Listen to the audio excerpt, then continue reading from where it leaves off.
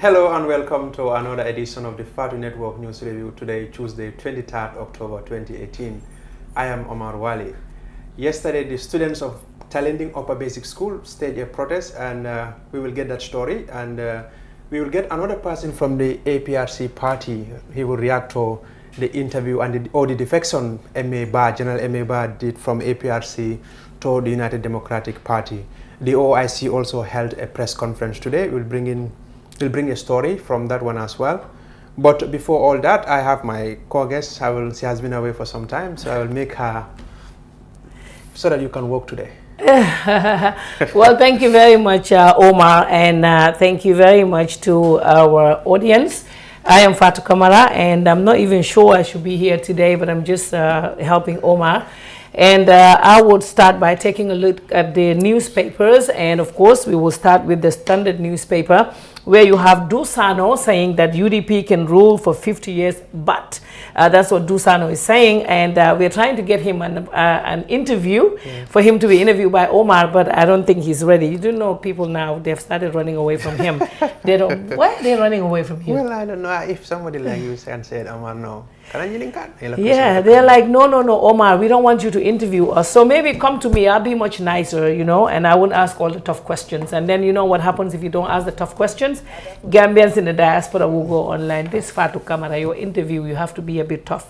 Okay, so we're going to start with the Standard newspaper, and Dussano said UDP can rule for 50 years, but let's see what Dussano meant by that. He's saying, they said Dussano, deputy political advisor to President Barrow and a member of the United Democratic Party, has said that the party can rule for 50 years, but only if they are united. And Dussano was speaking to the Standard newspaper on the sidelines of the presentation of 7 electric poles and other materials to the Combo South villages. Sano averred that such an achievement could only be attained if the party opens its arms to welcome new recruits who join the party. He added that the best thing for the UDP to do is to ignore the gossips and the gossipers and welcome everyone. And by this, Dussano is saying that even the members of the APRC should be welcomed into the party. He's saying, let everybody come in, don't put any restrictions out there. Sano urged the UDP not to snub those in the opposition APRC and the others who want to join the party. We have an open door policy, he said. The founding members of the party and those who now join will be accorded equal treatment. I think that's a good news for M.A. Ba. You interviewed him. Right. Yeah, so Sano is saying we should open up to everyone. They should open up. UDP should open up to everybody. Yeah, but are they not opening up to everyone? They are opening up, but because I saw an interview with lawyer Usainu Dabo. I don't know if it was you or somebody spoke to him and he said they're open to everyone, right? Yes. So that's done already. Well, but don't you think this is because Dussano want to get more APRC people in? It might be. Maybe. But you know, there is already this Barrow Youth Movement thing and UDP thing as well. But Barrow Youth Movement is not APRC, right? No, what I'm saying, you have, although if you look at the introduction of the story, they're like Dussano, a deputy advisor to the president, who also UDP. But others also might see him as more of Barrow than UDP. You know, there is kind of this tension that Usainu will tell you, Barrow is a Barrow. But there's also talk that the UDP is 2 camps. We're hearing there is a Barrow camp and there is a Usainu Dabo camp. Dembo by force, when I spoke to him last time, he said there is no Barrow or Dabo camp. There is only one camp, and that is UDP camp. But when I spoke to Dabo too, he also refuted those claims, saying that there is no tension between him and Barrow. Yeah, but they keep saying that, but we all know there is something there, right? Yes, in the open. Yeah. That's what he said. There is no, like where he was saying, where bust eye. Yeah, but what I'm saying, like, do you think there is no issues? There are issues. Of course. But then why are they all telling us there's nothing, we're all one camp? They're not one camp. But this is politics. So sometimes they might not, like they say, they don't want to wash the dirty clothes in public. Yeah, and I saw Honest Gambian saying something about that. So hopefully we'll get to that later on. But yes, Talending Upper Basic School students stage demo. Omar was talking about that. And later on we have is it an interview or a video that you have? Yes, so that would come. It was hundreds of students from Talending Upper Basic School yesterday trip to the Regional Education Office in Kanifing, where they demanded the resignation of their principal. The students are also calling, I guess, for the return of 17 teachers out of some teachers teachers, the angry protesters chanted, "We need our teachers back," began their protest at the school ground and headed to the state GRTS television before arriving at the Regional Education Directorate. And Jammeh's victims deserve more respect from APRC. That's also on the newspaper, The Standard. The coalition government special media aide, Issa Damfa, has called on the opposition Alliance for Patriotic Reorientation and Construction senior executives to have more respect for the victims of the former president Yahya Jammeh. And traffickers killed Gambian migrant in Iran. That's also on the paper. And the guy's Gambian passport is shown on the site, and it's one Suwaibu Sissoho. Gambian national Suwaibu Sissoho has been killed in Iran reportedly by human traffickers after defrauding his family. Is at $12,000. That's 56,400. No, that's not supposed to. If it's 12,000, it should be more than 56,000. It should be more than that. Maybe they meant $1,200 or something. State drops in the incitement charge against Lysen. Yeah. Remember his case? Yeah, but so it's now dropped. One charge. No, not all charges. Well, police prosecutors yesterday withdrew a charge of indictment. That's the one that's dropped. Violence levied against Abdullah Sen, former APRC parliamentarian, and alleged to have uttered abusive and derogatory remarks against Mandinkas in a WhatsApp audio. The case resumed yesterday before Magistrate Tracy Davis Walton of Banjul. The charge, according to police prosecutor Mbalo, has been dropped after advice from the AG Chambers. Sen now has one count of seditious intention to battle. He had denied any other wrongdoing, so he still has the seditious intention. Right. According to the police prosecutor, they received an advice from the Attorney General Chambers and other charges were dropped. Okay, so I was shocked with electricity forced to make a statement. That's by Lance Corporal Sambujang Bojang, and that's with the court martial that's going on right now. That is what Lance Corporal Sambujang Bojang is saying, that he on Monday told the General Court Martial that he was subjected to electric shocks before his statement, Exhibit 62, was taken from him. Lieutenant Yusufa Jallo asked me to undress at the NIA headquarters before he brought in three cuffs which were used to cuff my hands and legs. Something like a plate was also brought in for me to stand onto, electric adapter, and also brought into the hole there. He said he was shocked and forced to speak out, and he did not know. And Sheikh Omar Jeng and others are hospitalized. I got word that they've been asked to go home. They've been bailed, so they're hospitalized? Well, Sheikh Omar Jeng and another person, they're hospitalized. Well, it's saying that the former director of operations at the National Intelligence Agency and Lamin Dabo, a former employee of the agency, are said to have been admitted at the Edward Francis Small Teaching Hospital in Banjul. And yesterday's sitting before Justice Kumbasila Kamara of the Banjul High Court, only 5 of the accused persons were present. So who are the ones discharged then from the... Was it Yankuba? Discharged? You mean? They were bailed or something. Well, they were asked to leave, to go home. I got that somewhere. Okay, so the soaring food basic commodity prices, it still keep going up. Very, very unfortunate. You know, that's really sad. And then on the Voice newspaper, we have justice first before forgiveness. The TRRC potential witnesses, they're saying, we want justice. Before we forgive you, the ones who killed, they should be held responsible, accountable for whatever they did. And student boycott lessons at Talinding, that's the same as in the Standard newspaper. And police IGP calls on public support in the fight against crimes. I think they're talking about community policing there. And the Gambians decry over high cost of commodities. That's still here. That's a big issue, Omar. We'll talk about that briefly. I can see that in Gambia, there don't seem to be a lot of control over prices when it comes to that. Like, people are coming up with all kinds of stuff, and that's really bad, right? Yeah, definitely. It's affecting a lot of people, but you see, for single people like you, it's fine. It's not bad. I mean, it's not bad. You don't have to take the panso out every day. Food is expensive. But the panso is not on you daily, right? And And then the Point newspaper is saying authorities should act to avert looming land clash between, where is this one? Niji and Omoto village. Yeah. Do you know where Niji is? No. Let's see, maybe you will say it on here. Look at the Kombo East. Okay. Yeah, it's in Kombo East village of Niji and Omoto. They've been exchanging, their remarks and stuff there. So they're saying they should do something about that. And Lysen indictment of violence charge dropped. Peace stability key priorities in Barrow's government. Like Omar would say, Barrow. And I think, yeah, that's all in the paper. But the Dude Sano point, though, Dude Sano is becoming a very popular guy when it comes to politics, right? Between the UDP camp and the Barrow Youth Movement. Yeah, because I heard he will say, is it Konole Benna? Oh yes, I heard he will make comments like that in left and when he's about to say something. Yeah, that's something like that. Yeah, when he's about to say something. But whether do you think UDP will rule for 50 years? Well, but why would UDP even want to rule 50 years? And who would they rule for 50 years? I mean, there's no point in having one party rule for 50 years. Another pronouncement. Yeah, I think what they can do, let's just do 2 terms. I know the 2 terms does not affect a political party. Like they can always change and say, okay, this time we want Pata or this time we want this person. But what I'm saying is, I mean, I don't know. I think 50 years. I hope not one leader though. Not one leader, right? No, I don't think. Yeah, we cannot have one leader for 50 years. I think those days have passed now. But now definitely. we will move to a story. You may remember yesterday, students from Talending Upper Basic School took their protest to the Regional Education Office. They were demanding their teachers who were transferred to other schools from their schools. So Mariam Sise was there yesterday and spoke to a few of them. Unfortunately, yesterday we couldn't have the news review, but we'll have that clip today. So let's take a listen to it. Card today for the Real Africell 4G SIM and receive 1 GB of internet data for free. Really?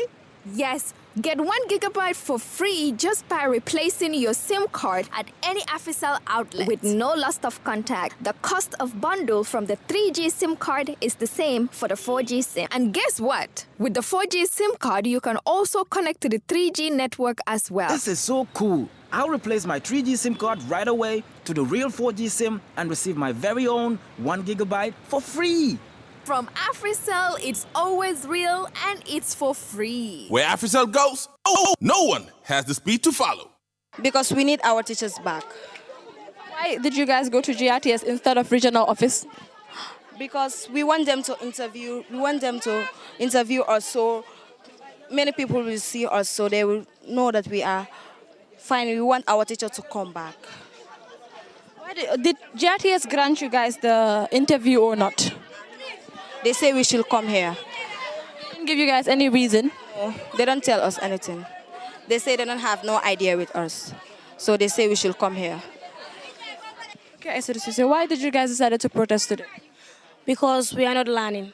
The day we go to the principal to inform him about this, the only thing he tells us is that if you are not learning, go to the class or take your bath, go home. That's what the principal said. Yeah. Why did you guys decide to go to GRTS instead of regional office? Because we want justice. We thought that when we go there, that we can solve our solution. We can solve it. But the time we went there, they asked us to come here. That's why we come here. Country where their services are required, we will make sure that they are sent to. But however, if you have vacancies and teachers are not available, then you come to this office.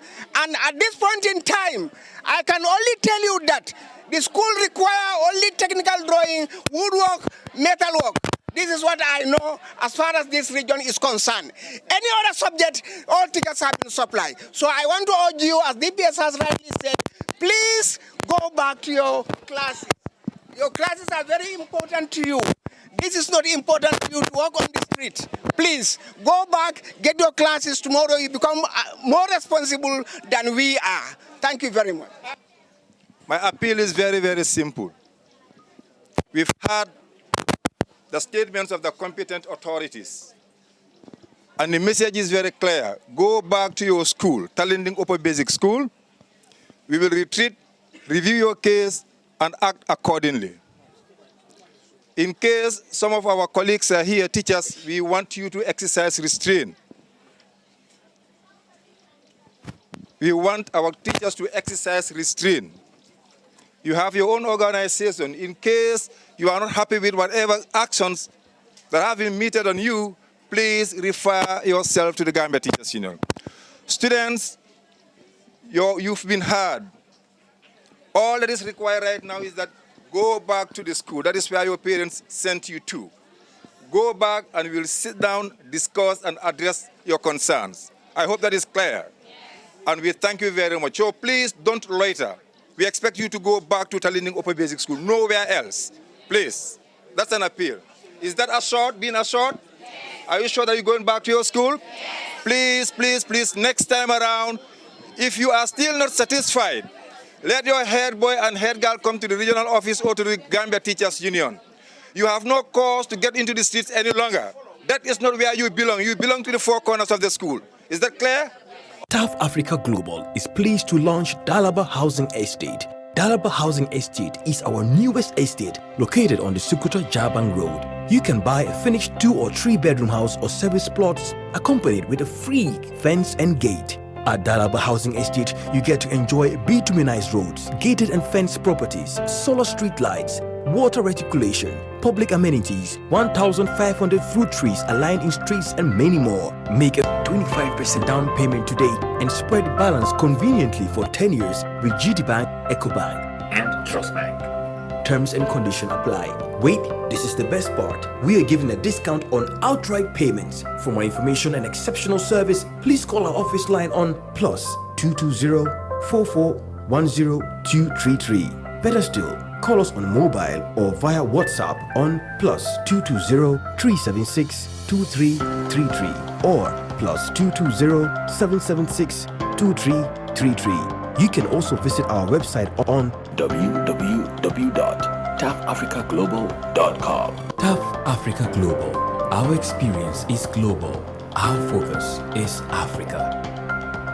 Those were the students of Talending Upper Basic School there. They were protesting yesterday. You heard their concern? I mean, I just don't get this. You don't get what? Like the teachers that are there speaking, why didn't they do something to avert this?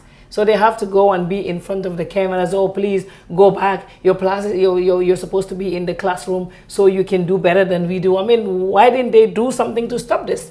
These students walk all the way from Talending all the way to Kanifing, right? Yes, right. Oh. I don't get that part.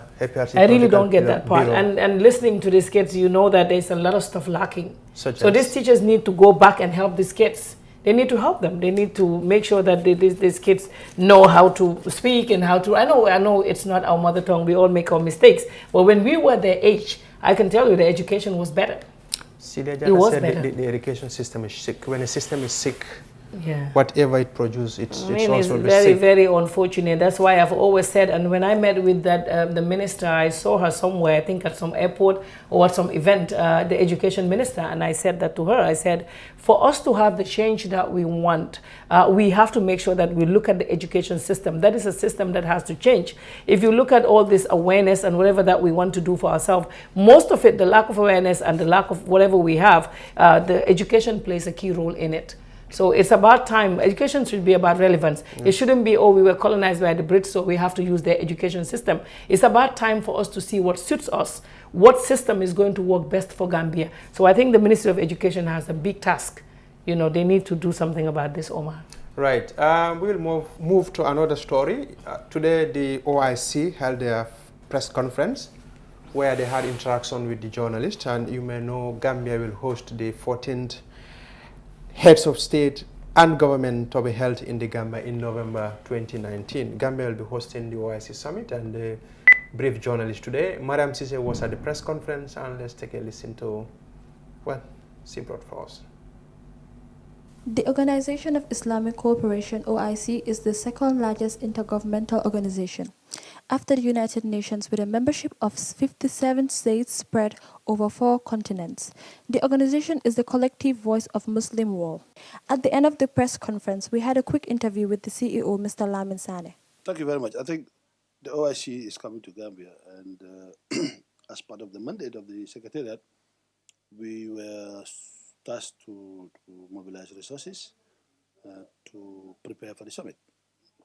And in doing that, we concluded that we need certain facilities in place, which are these 4 projects you talked about, and one is the VIP vehicles for the visiting delegates. And we embarked on a resource mobilization, and the resource mobilization was based on grant, no repayment, no interest. And we visited 10 member countries, and the Saudi government, which is the Kingdom of Saudi Arabia under the King, King Salman. We met him twice. He said him and the other GCC member countries are coming to fund these projects. That's how we got to the 260. This 260 is a breakdown of the projects. So these are support to Gambia government for hosting the summit in terms of helping us develop the facilities we need to be able to host the summit. So it's a grant, no repayment. So that free. Okay, and my last question is, how will Gambia media be involved in everything that will take place? Well, we will have a media avenue in the summit.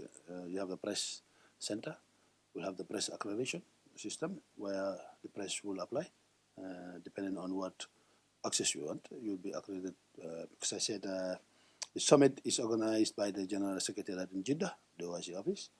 We are the host, and we'll work with them hand in hand, and there's certain standards requirements for press and stuff. We will go by that, but we will make sure the Gambia press participate fully into this, because we want this thing to be covered both all the languages that we can cover, so that Gambians know that this event is happening. And before, we are going to work with with your union on our awareness program, because we don't want to just say one or two. We want to give an opportunity to everybody. I think every media house will participate in this. We will be, if you invite me, I'll come to your shows anytime, feel free. If you ask me to come, I'll come and have a chat and say what we're doing. So you'll be involved in doing what we're doing and some of your programs. Well, that was an interview from the OIC there. Gambia will host the event in 2019 in November. And you also move on to our story. I will be trying to talk to Yankuba Koli. He is the national mobilizer for the former ruling APRC party. Honorable Mayor, former Mayor rather, good to have you. Thank you. Well, as you know, you're the former one-time Interior Minister who also was the head of the APRC party, resigned from the APRC. Now he's part of the United Democratic Party. What do you make of this thing? I'm talking about M.A. Barr. Yes. Yes. What does this mean for the party? Does it leave a vacuum? First, I just want to make some clarification on that. One, M.A. Barr, the time he was going to UDP, he was never APRC. So he did not come from the APRC to jump boat to UDP. Okay, the time he was leaving us, he was not with us. He was not with APRC. APRC, understand. He resigned from the APRC. Yeah, he resigned from the. In fact, we don't call that resignation because he has never applied to join the APRC. Okay. So I think if you are talking about resignation, means he's holding a position that's the position that he's resigning for. Right. But that never happened. The time he was resigning, he was an ordinary militant like any other supporter of the party. Okay, if that ordinary militant left the party with another militant, does it have any effect on your party, as you put it? Because at least he's As far as to my knowledge, right, it's only M.A. who left. Only M.A. who left. Yes. So it's not going to. Because the others that follow suit came back to the party. Some are still writing to our forums saying that, in fact, they are regretting all what had happened. That they are apologizing to the National Executive Committee. He said the problem, you have a leadership problem at APRC and too much interference. We don't have any leadership problem. What leadership problem do we have? And he's, okay, another thing has to do, he said APRC will not be able to make it again in this country. Do you think you'll be able to make it? Yes, that's his belief, because he thought that the motive that brought him into the party is to look out for leadership, and he cannot get it, so he can leave. That would not stop the APRC. Before he come, APRC was stable, moving, very nice. He see the way we are moving, then he joined us after our 28th rally. That was the time he joined the executive, because he came, plea with us, plea with the party leader for him to be accepted and put into the national executive. So you mean he pleaded to the... And yes, that's one thing that I equally want to rectify when he said that we invited him. We never invited him. He came by himself. I was there in person when he pleaded for us to make him join the National Executive Committee. And that's how he was involved after the intervention of the party leader through the National Executive Committee members. But, okay, Fatu one. Hello, former Mayor Koli, how are you doing? I'm fine, thank you. Yeah, but somebody who you said just decided to come there by himself, and the next minute he holds such a position at the APRC as a number 2. I mean, don't you think he was very influential there? Because you said you did not invite him. It was not remember the time our head left, the party was in crisis. When you say head, what exactly do you mean? When your head when left? President Jammeh left, when the party leader left, Okay. there was crisis, and an interim management, an interim committee was formed. Yes. To see over the affairs of the party. Right. So during those days, we struggled from that time to when we organized the rally, when people still understand that APRC are still having the support, having that big support. That was the time this man came in. And the reason, I think, is unfolding now, that he was trying to look for a position. And that position he don't get it, so he decided to leave. I understand. Not only that, right. we embraced him because of one thing. Remember, he was one time the interior minister. Right. And of course, if we have one of our ministers who came back to us to say, I want to join you, what do you think? We, of course, will bring him and put him into our National Executive Committee. Now, of course, that is normal. Like APRC, like other parties, will be going to Congress in December. Will you maintain Jammeh as the party leader, or you have a new leader who will stay ahead? As you said, we will not say anything about the Congress until the time. Okay, but tell anybody about that. In the event that imagine we are in the Congress, would you have voted for Jammeh as to retain in the party? I will ever vote for Jammeh. So he will be. But Yankuba will ever vote for Jammeh. But does it make sense for you to vote for somebody who is not in this country? That's what I'm telling you. You asked me a question, and I'm equally sharing you my opinion. Yes. I will ever vote for Jammeh. Okay, and imagine we are going to presidential election tomorrow, and you need a candidate. So you put quite simply, Jammeh will be voted into. If he is qualified, yes. Why not? Okay, Lord Mayor, I have a question for you. We have seen Dudsano, his advisor to President Barrow, saying that UDP should keep their doors open and welcome APRC members. Are your members running to the UDP camp? Our members are not running to the UDP camp. Going off how to call it again, going off MA does not mean that the party militants are moving to the UDP. No, it's wrong. It's a wrong statement. In fact, Dudsano is entitled to his opinion. APRC is open to everybody. APRC. So are you going to join UDP? Because somebody said it. Is open to every Gambian. So any government can switch allegiance to any other party that it feels like joining. Someone said you could be the next person to join UDP. Is this something that you were thinking about, or do you think this will ever happen? APRC, we are not thinking about anybody leaving APRC joining the UDP. I mean you. Me? Yankuba Koli? Yes. The National Mobilizer General of the APRC? Yes. I changed my allegiance to take it to where? UDP. UDP? Yes. Never in my life. Okay, well, you're on record for saying this. You know, situations change. Emeba would never think that he would join UDP. Different from the man that you are talking about. That man is hustling for position. I am not. Okay.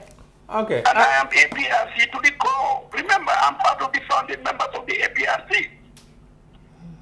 Right. I cannot leave my home and join another person's home when my home is beautiful. Your home is beautiful. Now, Emeba said the reason why he defected, if you like, to UDP because the party is peaceful and they are democratic. Is APRC not democratic and peaceful? He knew about that today. No, I'm just asking you. No, I'm equally saying that. I said maybe he knew about that today. But what I knew, or what I know about him, he was supporting APRC. In fact, he was putting the UDP flags down. So if he happens to come up today to say that he joined the UDP because it's more peaceful, it's more democratic, and he was not saying that on the microphones to say that, and he is not saying that he was praising APRC to be more peaceful, more democratic. If he comes this way around to say other things, alhamdulillah for us. Now, we have seen Sidin Jai was part of APRC, he left. Emeba has left. What is the problem within the APRC? Alhamdulillah, no problem. You don't have any problem. And I have another question before we let you go. And thank you very much for staying on the line with us. We appreciate this. And the leaked audio From the former president, Yahya Jammeh. I was talking to someone over lunch this week, and the person said that you intentionally leaked that audio because you wanted people to hear Jammeh's voice. Why should we intentionally do that when it was a private chat? So who leaked it? A private chat. Why should we, if at all we want to leak an audio, I think it would be an audio that would not in fact come out to say certain things that we were talking about. So of course, yes, you had the audio. So you did can see that it was private discussion between myself, him, the party leader, and him. You know about that. So did that change anything? I will not tell you the way I chat with Yahya Jammeh. I will not tell you that. You know something about it. Yes. Did that change anything between the way you talk? Is he on the phone now? Nothing, absolutely. He's still talking to you? In fact, it changed nothing, absolutely. He's still talking to you? What? Is he still talking to you? Yeah. He is? I talk to him, yeah. I always talk to him. Okay, thank you. Thank you so much. If needs be, I talk to him, sure. Why not? Thank you so much, former mayor, for your time. Thank you so much. That was Yankuba Colley, the former mayor of Kanifing Municipal Council, and he was also the national mobilizer for the former ruling APRC party. So Omar, he said that that was not leaked intentionally, and that happened, and that until now he talks to Jammeh. Yeah. Well, that's why he told you our head. Yeah, that's the head. Jammeh is the head. Yeah, Jammeh is the head. And I was watching this. I know that time you were not watching the commission today with Aisha Fati. Very, very, very interesting. For those of you who were watching it, we heard Aisha made some payments. She said they bought a house, a compound, a land in Bigelow. I don't know how a land in Bigelow would cost $450,000, but she said that's how much they paid. And the most interesting part is she gets paid, she said, between $8,000 to $10,000, and she's able to buy a house, a land, for $450,000 and build a house for $2.5 million. See, and you know, the cost and everything. I think what would have been easy, in my opinion, this is just my take, you know, you could see it differently. I was thinking, like, when you date someone, they can also give you a house, right? So I don't think there's anything wrong, because there's word that her and General Sobaji were dating. So I don't think there's anything wrong with saying, my boyfriend gave me a house.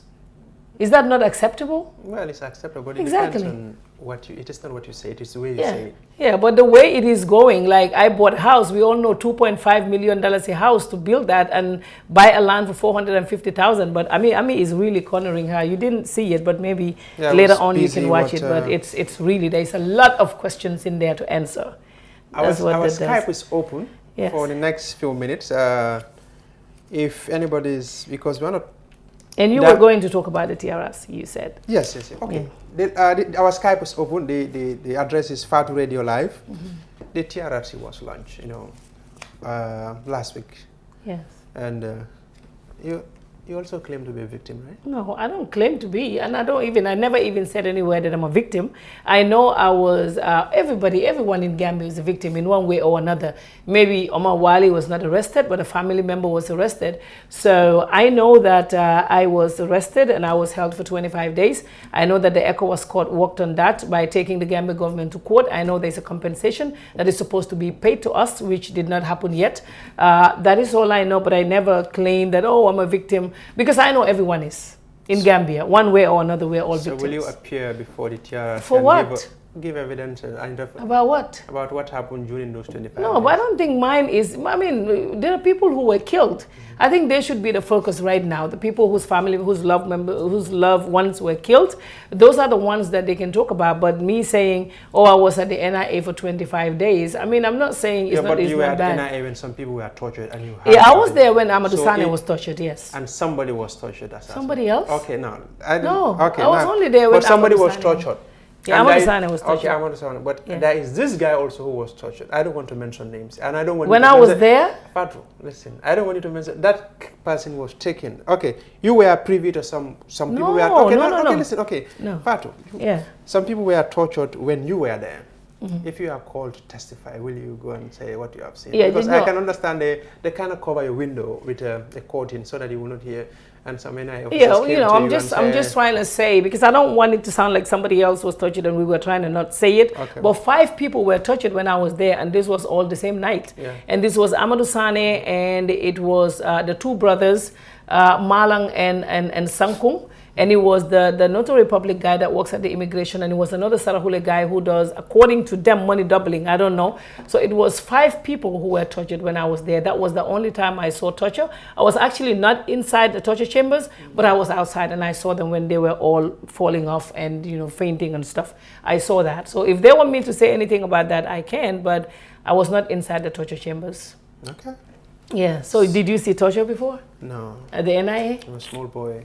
Oh. Small boy. Yeah. You know, a little girl was there. They said they did something. And Malang, you're older than Malang. Yes, Malang was the guy who was trying to go to, I think, Europe. And then they took some papers from him. So he was the one who was tortured. Actually, I was at NIA once. I don't know what happened. Were you arrested? No, I was not arrested. They arrested 4 young men. They said they were gay. So they said we should go and interview them. So I said, no problem. We went, myself and somebody from GRTS, another journalist. Oh my God. We went in, and a colleague of mine he told one of the accused persons that, why did you do it? And that was in the interrogation. I said, no, this is not the question we expect from a journalist. So, and then I was sitting behind me, and, you know, they're just trying to make a story. And the guy said, Omar, do you have any question? I was like, okay. I look at one of the guys. I said, where are you? Tortured? You asked them that? Yes, I asked the guy, okay, were you forced to say this thing, or you are a gay? Are you a gay, or you are forced to say you are a gay? And the guy was like, I was stripped naked, I was tortured.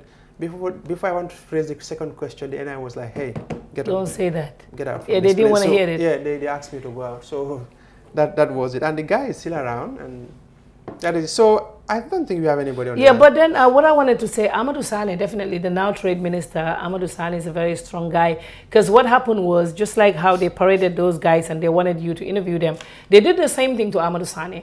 They wanted him to come out and speak and said, I did this and I want to apologize to Jammeh. And Amadou said no. He said he was not going to do that, because we were all sitting right at the back, and they came in and asked him in. So he went in and they said, oh, GRTS is here, we want you to say something. And Amadou said, no, I'm not going to say anything. If you want me to speak, get my lawyer to come, and then I can talk to you through my lawyer. And then they refused, and they said, then we are going to lock you up. That is how the torture came, and he went for it. No. Can you imagine? Yeah, we had dinner, and then he was locked in there, and I said, oh my God, Uncle Amadou, you're going. He said, well, it will be fine, because I was kept there before. Yeah, so he's a very, very strong person. He never gave up. You know, he could have said, okay, I would talk about what you want me to say, so I would not be tortured. But he chose that one rather than, you know, them intimidating him, getting him to speak out and apologize to Jammeh. He refused to do that. I have a lot of respect for Amadou Sane. Okay. Yeah. Well, I think that's all you have today. Oh. Yes, it looks like that's all we have today. But thank you very much. And somebody was asking about, I think somebody sent a WhatsApp message, and they were asking about asking about the leaked audio. Is it true that she didn't contact Bison? You see, I saw that. I don't know, because they remember when they fixed some WhatsApp messages saying I was messaging Equatorial Guinea, and Equatorial, that never happened. So these things could happen now because of technology. And we've also seen the fake tweets that Trump would write, Omar Wali, I miss Gambia, I will come. So we definitely don't know if that is true. I tried to speak to a few people. 2 people I spoke to said it's true, but I don't know. Like, I don't know, because it happened to me before when they did me saying to Jammeh, oh, I want GRTS so bad, you know. And you were crying the audio as well. Oh yeah, that audio that I was crying. But you know, they said the girl is also Fatu.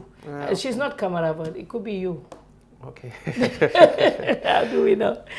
But thank you all very much for your time, and make sure you get Dutsano. He's running away from you. We saw him yesterday, and so many people are running away. I don't know why. Yeah, but Dutsano needs to come. Dutsano, if you're listening, you know, Omar would be very, very nice when you come over for this interview. So please join us anytime you're ready. We will try to contact you and get you to come over here and do this interview. But thank you all very much for your time. I think Omar wants us to end this right here. He's the boss. Yes, Omar. No, you are the boss. No, so that's why I forced you to come and do the news reading today. Thank you all very much. Until we come your way again, I am Fatu Kamara. I am Omar. Bye-bye.